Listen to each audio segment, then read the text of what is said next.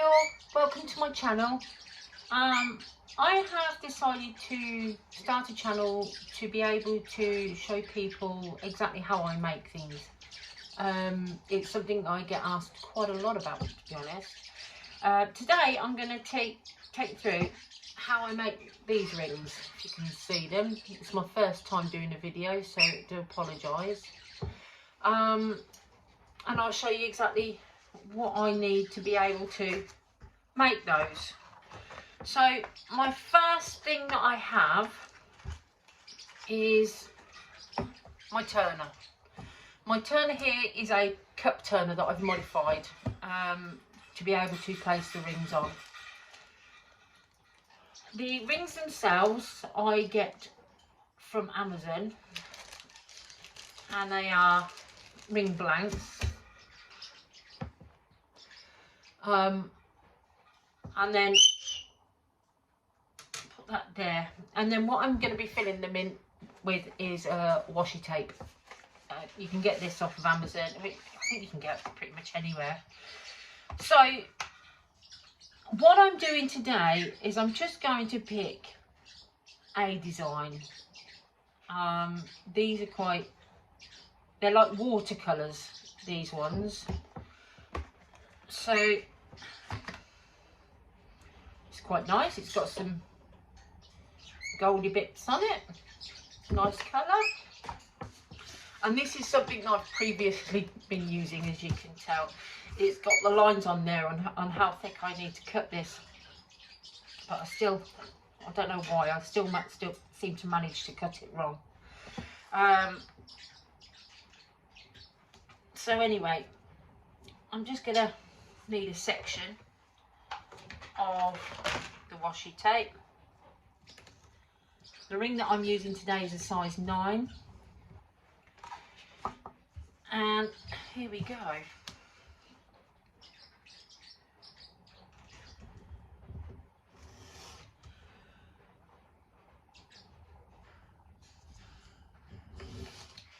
So I have to get myself a new bit of cardboard soon.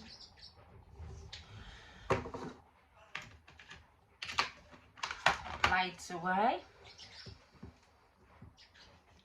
for the time being, and then take out the piece that I need. So when you've decided what you're going to be using and you've cut it to size, then it's just a case of inlaying it and making sure it sticks inside the ring.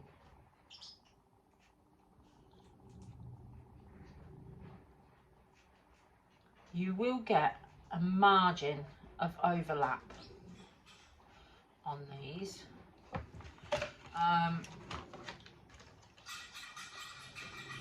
Which is fine.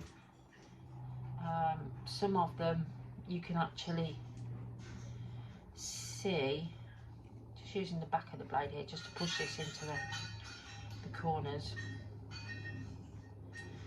where you've actually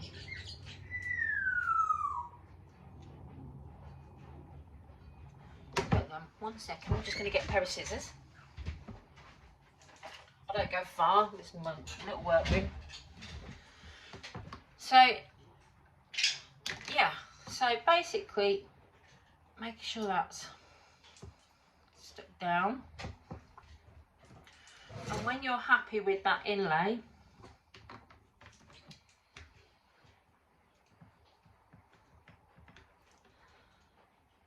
then it's time to transfer it onto your turner. Now the reason why this has got cotton and paper towel and packing tape is because it all depends on what size the ring that you're doing is, and I just pad it out so that it sits nicely on there. So there we go, that's that. Now to get it turning. I like to do this in one particular way. Here you go. Now, here we go. Keep turning it off and on. It will turn in the opposite direction. Come on. Behave. Here we go.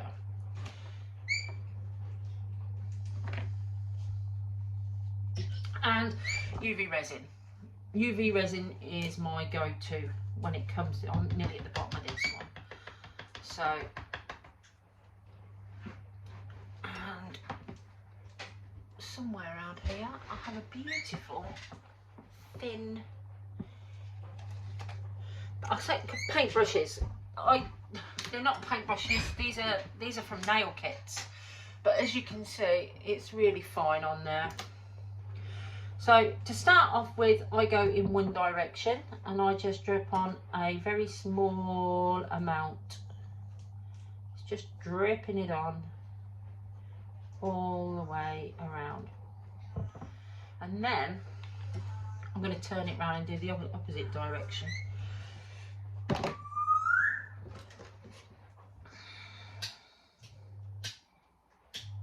Here we go. With my little small brush, I then like to push the resin around so that it goes into the corners. I don't want to push it as far as it's actually going onto the stainless steel, which is what this ring is made out of, which is why I use such a fine brush. So I'm literally just pushing it into the corners. Now the benefit of having the turner is it actually makes the resin even and it stops it from pooling to one side, because obviously if it's not turning, it's just going to settle at the lowest point. Gravity for you. And then there we go. And I'm quite literally just making sure that I'm covered. This may take a minute, I do apologise. Please excuse my turner bouncing around as well. When I was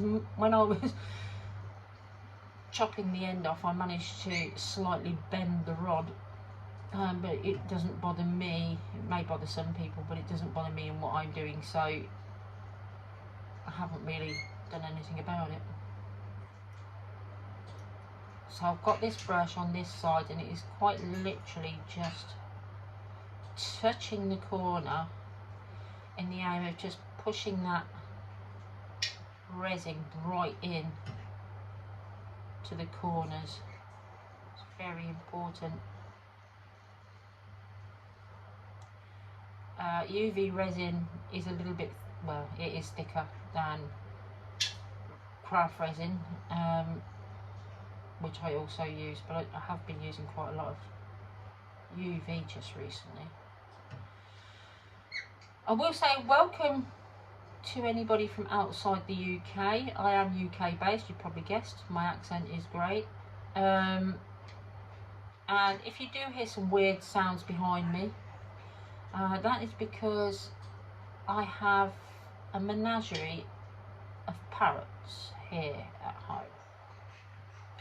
So yeah, most people have a shop dog or cat. No, me, I have well, 7 shop parrots that all do their own thing, talk, squeak, etc. Right, I think I'm actually finally getting there.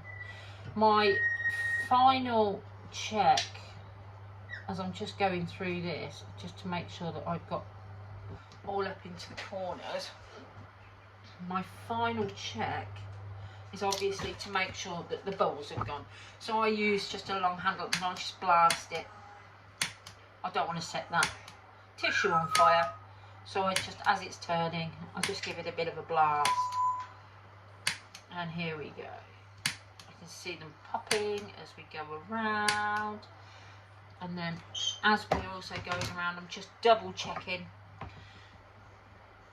Yeah, I'm going to need a little bit more. There's a section there.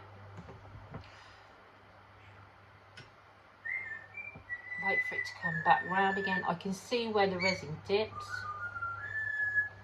so I just tap in a tiny bit.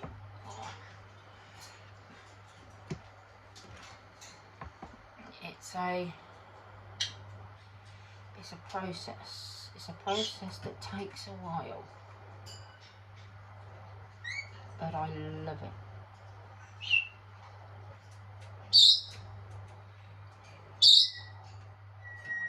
There we go. This is all looking good.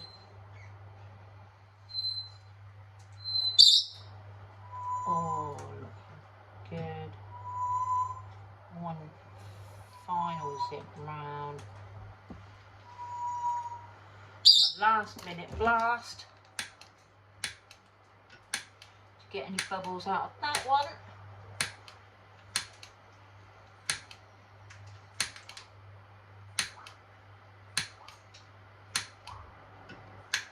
Beautiful.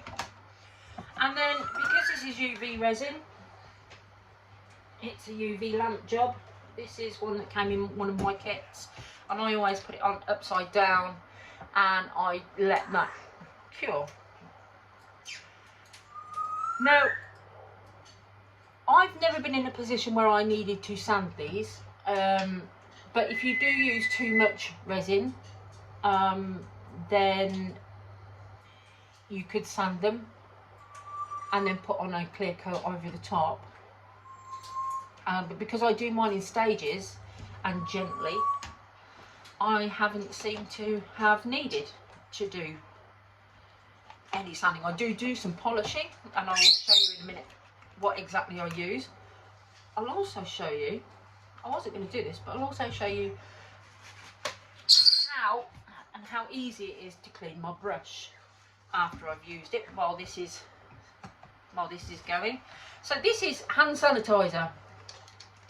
Hand sanitizer on a bit of kitchen towel, run it in, and then just give it a good. Hand sanitizer is my lifeline. And then just dry it off. The brush is now ready for another day.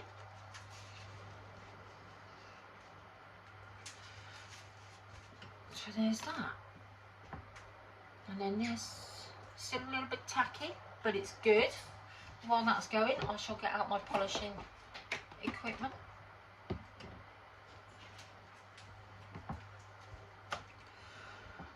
Again, I just want to make sure that it's properly set before I start polishing this up. And this is the good thing about UV resin, is that how quick it sets. I'm also sitting right next to my conservatory window here, which helps it set a bit faster. But obviously, when it comes to more in-depth UV resin jobs, I have to block my windows off to stop it from setting too quickly. But these jobs are not that. Hey, look at that. These jobs are not that long, so it doesn't really cause me an issue. Right, let's get these out of the way for a second. Please note that this is just something that I use just to keep that up a little bit. Now on here I have got Rejuvenate. This is what I'm using for this ring. Rejuvenate, it's a resin scratch remover, which will just help polish it up and bring it up to a nice level. And what I've done is I've just squirted a little bit on there, on my little polishing cloth, which has been used obviously. This is all nice and cool now. It doesn't take long to cool down. Oh, excuse me. And then I'm just giving it a nice polish. I like polishing. It just, I don't know, it just brings out an extra sparkle to your work. Now obviously I've also got a Dremel with my polishing equipment on it for other jobs. But rings are best hand polished. So here we go. One completed ring.